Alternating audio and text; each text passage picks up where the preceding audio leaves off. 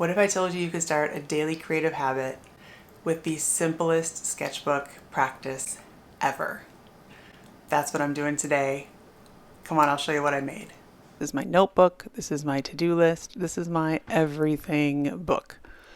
It's regular pages. It is not sketchbook page, so it's just regular thin writing paper. You can't see well here, but it's actually lined as well. And I'm pointing that out because I want you to know that starting a creative habit and keeping a creative habit does not require any special supplies at all. This is a regular notebook. If you put watercolor on it, you'll not be happy with how the pages look, but this is acrylic paint, and I am just keeping this real. I've begun keeping all of my things in one book, which I'm mostly happy with because it adds a little bit of color and flair to my to-do lists, etc. I have trouble thinking of this as a pure sketchbook because there are so many other random notes from phone calls and things like that in here. That said, this is the most accessible book that I have, so I use it the most. Therefore, it makes this the perfect book to do this activity in. If you would like to start a sketchbook practice and you don't know what to do, or you're feeling blocked as an artist, or you're just trying to get in and make something with paint because you're unfamiliar with it or haven't done it in a long time, this is the perfect activity to start with. I am just repeating things, simple shapes, again and again and again. You see, I used a paintbrush and some paint to make those orb shapes. None of them are perfectly done. Most of them don't even connect. And now I'm taking a clump of Post-it notes so that there's a firm edge there on the adhesive side, and using it like a little scraper just to make some squarish, rectangle-ish boxes to put these orbs into. That's it. There's no hidden extra price for entry here. This is about as simple as it gets. And I think it still looks kind of cool. Simple doesn't have to mean boring. If you let yourself do something simple, that doesn't mean you're not a good artist. It doesn't mean you are incapable of doing something complicated. It doesn't mean those things at all. So many of the greatest artists, contemporary artists, have made very simple things. Very simple looking. When I was in Seattle this summer, I forget who the artist was, but there was one giant square painting on canvas that was bright white in one diagonal half and pitch black on the other diagonal half. That's it. There was a crisp line diagonally from the upper right-hand corner to the lower left-hand corner that was just a division between the white and the black. That's it. It was in the Seattle Art Museum, prominently displayed, and that's that. It would look really cool in a super modern condo too. And it's not boring because it's about as much contrast as you can get into anything is white and black. I'm making some variations here in my own little pattern because I'm switching to different yellow orangey colors. This I'm using quinacridone gold, which is the orangier of the colors. I'm using a yellow that I will put in the description because I can't remember the name of it. And I'm using yellow ochre, which is what I'm putting on right now. The two yellower, gosh, whatever. The two that are the closest in hue, the closest colors together, I thought would look more different, but they looked very similar, so I thought I would figure out something to do to shake that up. The pages in this book are a bit off-white. They're a little bit beigey. So just for a depth perspective change, I'm adding some white to push some of these orbs back into the background and have areas that are just more pure white. Nothing fancy. Again, no camera tricks here. Again, simple does not mean boring. This is the easiest way to make something every day, to not overthink it, to get something down in your sketchbook or your notebook, as I'm doing. And it's really fun. I mean, how cool would this look if you made this, 5 feet by 6 feet and put it in some super cool mid-century modern living room?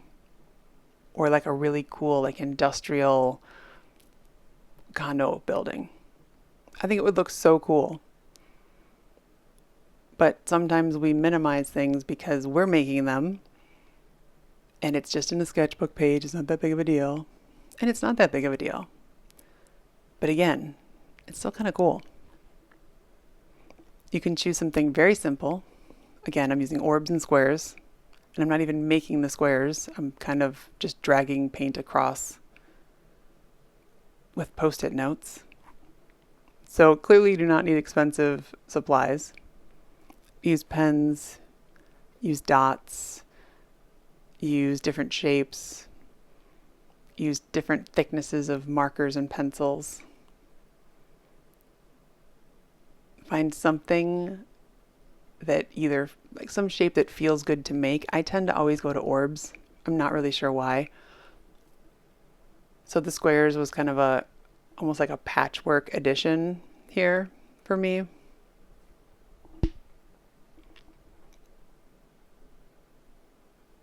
You never have to worry about what you're going to make again, because I give you full permission. If you're not sure what to do, make some rows of orbs, cover them up with some squares. Done. You could spend the rest of your life doing orbs and squares, never make the same thing twice, and probably have a very successful art career, if that's what you're looking for. We don't have to invent the wheel every time we do something. We really don't. And sometimes I forget that too. So this is a reminder. I'm telling this to myself just as much as I'm saying it to you.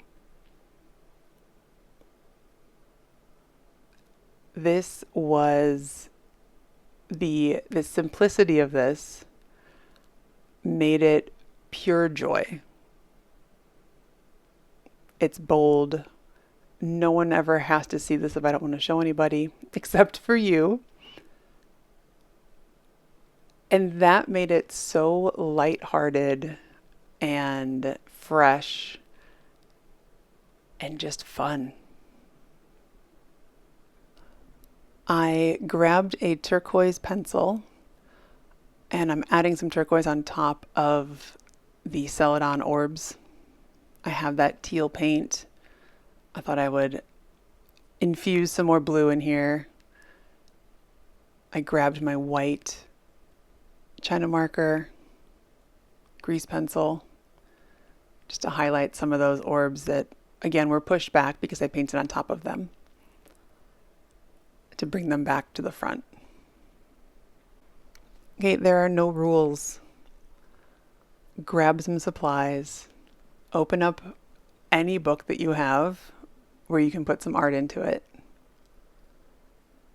and make something very simple. And don't overthink it. You don't have to have a bunch of colors. I could have put yellow squares over every single orb, and that would be totally fine.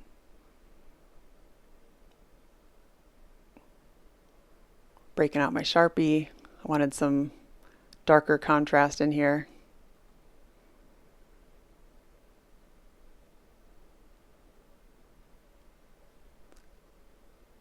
This exercise will help you stop overthinking, remind you that sometimes less is more. So if you haven't already saved this, save this video in a playlist for days you feel stuck, or days you feel insecure as an artist, or days you are just having a bad day, and come back to it. And if you've been watching this whole time, something about it's appealing to you. So save this video. You can always come back to it. It's a really gentle re-entry into art, into being present. It's a great morning routine. This is actually what I'm using it for. My life is, life, and life keeps lifing. So I'm looking for something that's simple and easy and fun and satisfying to do every single day. And this is what I'm experimenting with right now. Something simple, something that over time is going to give me a whole huge stack of fun art to look at. And it's like just a cool pattern than not. Do it little and often, do a little bit every day, keep showing up, and all of that builds momentum, establishes a creative habit, and you get this giant souvenir book of all these things that you've made. So let me know if you have a daily sketchbook practice and what's your favorite way to keep your practice alive. Let me know in the comments.